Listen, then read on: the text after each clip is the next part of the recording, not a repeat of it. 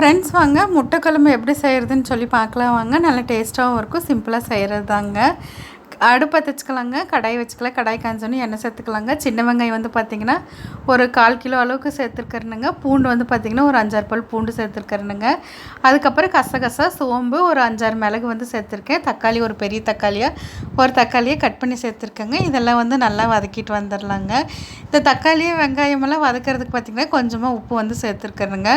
உப்பு சேர்த்து வதக்கினோம்னா நல்லா வந்து வதங்கி வந்துடுங்க. இப்போ வந்து பார்த்திங்கன்னா நல்லா வதக்கி விட்டுக்கலாங்க. இப்போ வெங்காயம் தக்காளி வந்து பார்த்திங்கன்னா வதங்கிருச்சு. ஒரு அரை மூடி அளவுக்கு வந்து பார்த்திங்கன்னா தேங்காய் துருவல் சேர்த்துருக்குறேன். மல்லித்தூள், சிக்கன் மசாலா, மஞ்சத்தூளும் சேர்த்து நல்லா வந்து இப்போ கலந்து விட்டுக்கலாங்க.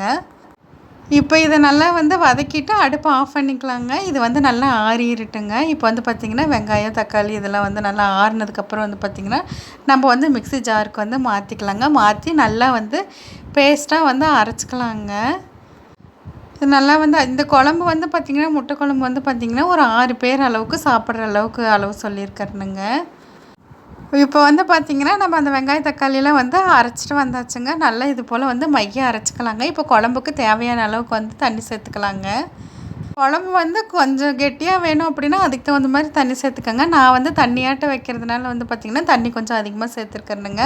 இப்போ இதை வந்து நல்லா கலந்து விட்டுக்கலாங்க. இப்போ நம்ம வந்து குழம்பு தாளித்து விட்டுக்கலாம். அடுப்பு பற்ற வச்சுட்டு ஒரு பாத்திரம் வச்சுக்கலாங்க.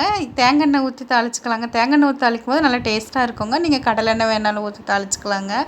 அதுக்கப்புறம் வந்து பார்த்திங்கன்னா சோம்பு, கல்பாசி, பட்டை, கிராம்பெல்லாம் சேர்த்துருக்கேனுங்க. வெங்காயம், சின்ன வெங்காயம், அதுக்கப்புறம் கருவேப்பிலை, வரமிளகாய் சேர்த்துருக்கேன்.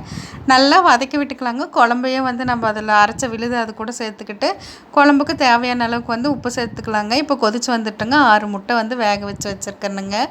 இப்போ வந்து குழம்பு கொதிச்சிட்ருக்குங்க. இப்போ நம்ம முட்டை வேக வச்சது வந்து முட்டையோட தோல் வந்து உரிச்சிட்டு வந்தாச்சுங்க. அதுக்கப்புறம் நம்ம அந்த முட்டையை வந்து பார்த்திங்கன்னா நல்லா வந்து கீறி விட்டுக்கலாங்க. சின்னதாக வந்து கீறி விட்டுக்கலாங்க. அப்போ தான் வந்து அந்த முட்டையில் வந்து அந்த உப்பு காரம்லாம் இறங்குங்க. இந்த மாதிரி மெல்லிஸாக வந்து போட்டு கீறி விட்டுக்கலாங்க. இப்போ நம்ம நல்லா குழம்போட பச்சை ஸ்மெல்லெல்லாம் போனதுக்கப்புறம் வந்து பார்த்திங்கன்னா நம்ம இந்த குழம்புல வந்து இந்த முட்டையை வந்து சேர்த்துக்கலாங்க. நல்லா வந்து குழம்பு வந்து பார்த்திங்கன்னா கொதிச்சிட்ருக்கு. இப்போ வந்து நம்ம முட்டையை வந்து இது கூடயே வந்து சேர்த்தாச்சுங்க. இந்த குழம்பு வந்து பார்த்திங்கன்னா முட்டை இல்லாமையே இதே மெத்தடில் வெறும் குழம்பாகவே வச்சு சாப்பிட்டாலுமே சாப்பாட்டுக்கும் நல்லா டேஸ்ட்டாக இருக்குங்க. இந்த முட்டை குழம்பு வந்து பார்த்திங்கன்னா இட்லி, தோசை, அதுக்கப்புறம் வந்து பார்த்திங்கன்னா சாப்பாடு இந்த 3க்குமே நல்லாயிருக்குங்க. லாஸ்ட்டாக வந்து அடுப்பை ஆஃப் பண்ணுறதுக்கு ஒரு செகண்ட் முன்னாடி வந்து பார்த்திங்கன்னா மிளகுத்தூள், கருவேப்பிலை, கொத்தமல்லி சேர்த்து அடுப்பை வந்து ஆஃப் பண்ணிடலாங்க. இப்போ வந்து நம்ம சூடான சாதத்தோடு வந்து முட்டை குழம்பு ஊற்றி சாப்பிடும்போது நல்லா டேஸ்ட்டாக இருக்குங்க. நீங்களும் ஒரு முறை ட்ரை பண்ணி